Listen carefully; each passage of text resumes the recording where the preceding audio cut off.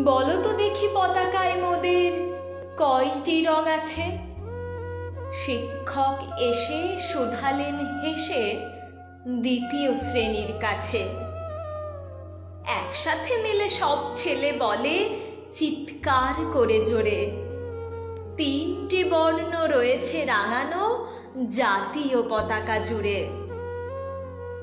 শ্রেণীর পিছনে বেঞ্চের কোণে শিশু ছিল এক বসে, পতাকার মাঝে 5 রং আছে, বলল সে মৃদু ভাষে।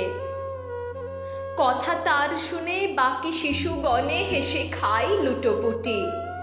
শিক্ষক রেগে বলেন হেঁকে, বোঝাও কি করে 5টি?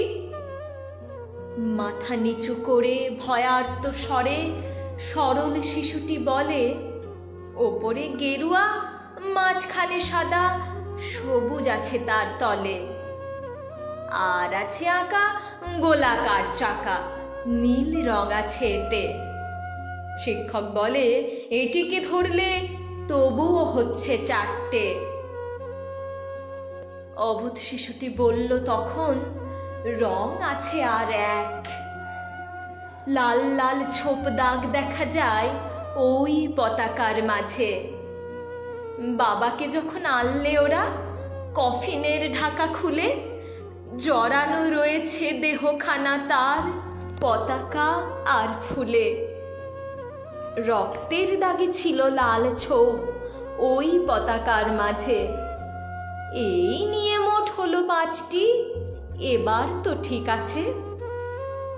সরল শিশুটির জবাবখানি কাঁপিয়ে দিল বুক, অশ্রু এলো নয়ন ভরে, শুকনো হলো মুখ।